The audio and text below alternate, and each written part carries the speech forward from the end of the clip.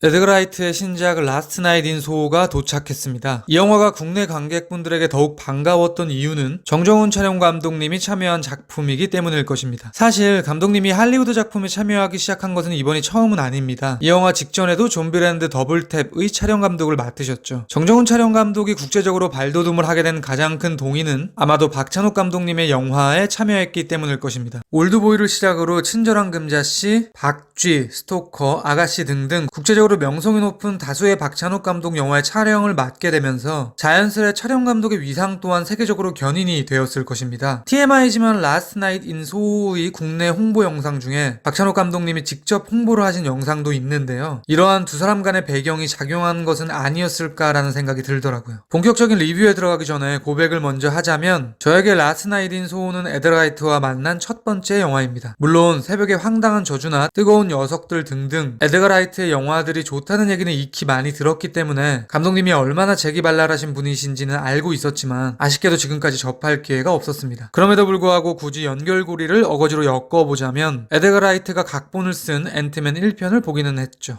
아무튼 그러한 이유로 감독님의 세계관에 대한 이야기를 드리지는 못할 것 같고요. 다만 이 영화에 국한하여 저에게 흥미로웠던 지점들을 말씀드리겠습니다. 라스트 나잇 인 소호는 직관적으로 보면, 그러니까 과거를 볼 수 있는 여인 엘로이스가 과거에 발생한 살인사건을 목격하고는 그것을 극복해 나가는 이야기라고 이해한다면 상당히 쉬운 영화로 보이기도 합니다. 하지만 그렇게만 여기고 넘어가면 다소 찝찝함이 남기도 하죠. 저에게 라스트 나잇 인 소호의 스토리는 4가지 정도의 관점으로 접근 가능해 보였습니다. 먼저 방금 언급드린 과거를 볼 수 있는 소녀의 스릴러물, 이러한 관점으로 본다면 약간 식스센스스러운 설정으로 보이기도 하죠. 다음은 이 모든 사태를 한 명의 정신질환자의 망상이라고 생각할 수도 있을 것입니다. 영화에서는 엘리의 엄마가 정신병이 있어 자살을 한 것으로 묘사되죠. 그러니까 모계의 정신분열증적인 유전자를 물려받은 엘리가 과대망상에 빠졌다고 해석할 수도 있을 것입니다. 그녀가 거울 속에서 죽은 엄마를 목격한다는 설정이 이러한 의견을 부연할 수 있겠죠. 세 번째로는 엘로이스가 의상 디자이너라는 관점에서 이 영화를 풀어낼 수도 있을 것 같습니다. 그렇게 본다면 이 모든 사태는 기한 내에 창작물을 창출해야만 하는 한 명의 예술가가 받고 있는 압박감의 결과물이라 말할 수도 있을 것 같습니다. 실제로 영화는 그렇게 읽어낼 수 있을 만한 여지를 많이 남겨두고 있습니다. 엘리는 꿈속에서 본 샌디가 입은 의상에서 모티브를 얻어 현실 세계 속 자신의 작품을 완성해 나가는 묘사도 있었고요. 무엇보다 모든 상황이 종료된 직후 바로 다음에 붙어있는 시퀀스가 엘로이스의 패션쇼 무대가 성공적으로 마무리되는 장면이기도 했죠. 이제 마지막 관점인데요. 제가 가장 인상 깊게 사유했던 측면이기도 합니다. 저에게 라스트 나잇 인 소호에서 엘리가 겪는 환상과 꿈이 현실과 뒤죽박죽 섞이는 일련의 사건은 그녀의 성장의 과정처럼 보이기도 했습니다. 특히 성인이 된 여성이 겪는 섹슈얼한 측면에서의 성장 영화로 보이는 거예요. 그에 대한 이야기를 비롯하여 거울, 칼의 의미, 콜린스 부인의 불에 타는 아파트가 상징하는 것, 그리고 엘로이스가 에드거 라이트의 분신으로 보이는 이유에 대한 이야기까지. 라스트 나잇 인 소호 끝장 리뷰 지금 시작합니다.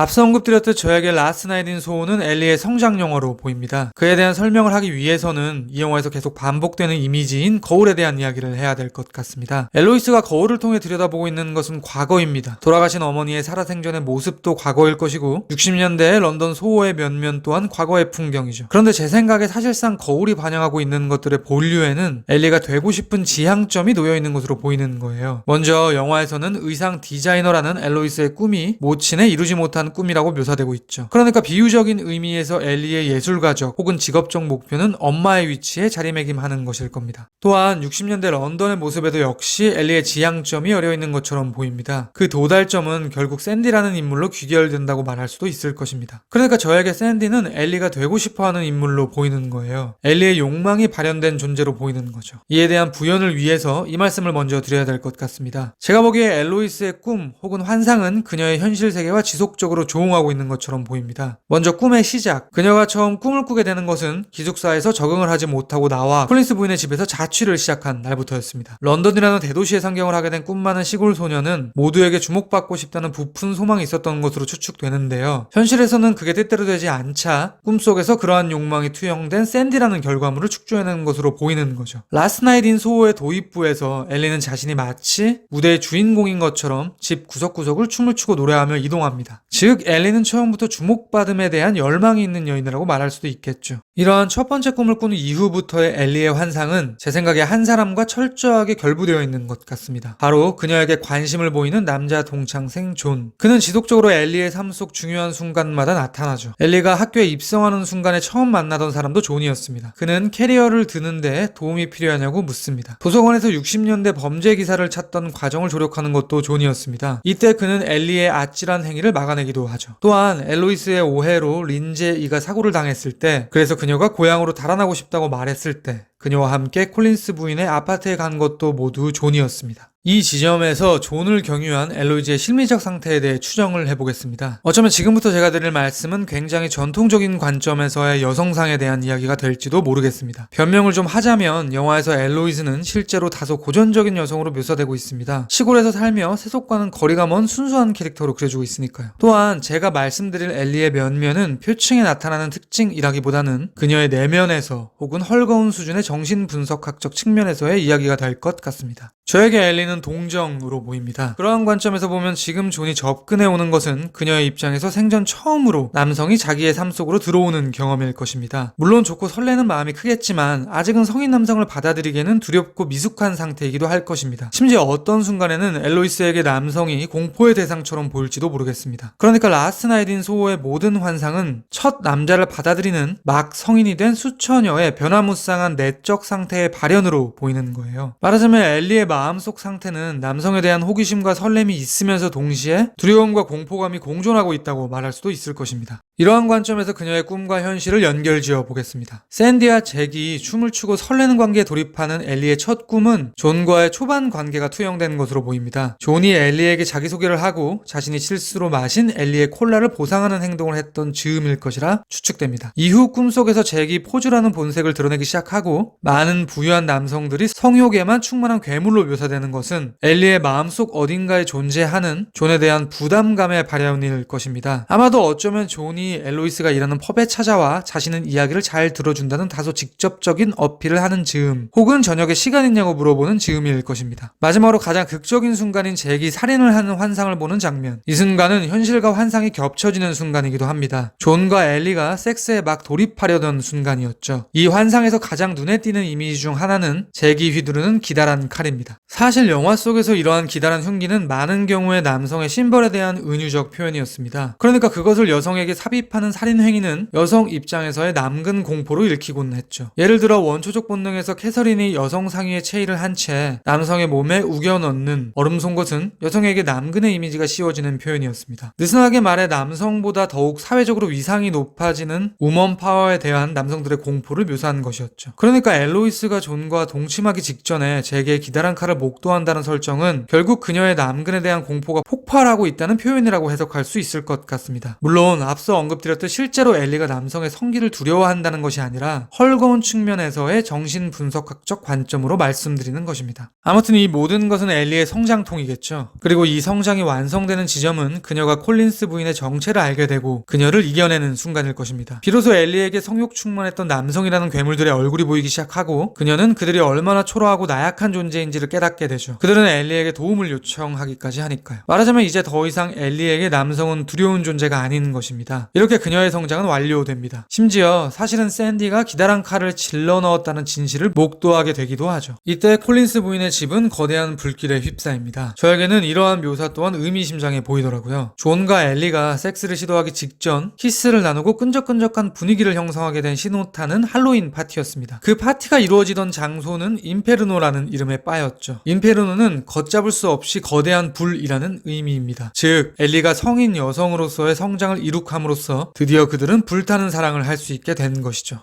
Forget all your troubles, forget all your cares, so go downtown. Things will be great when you're downtown.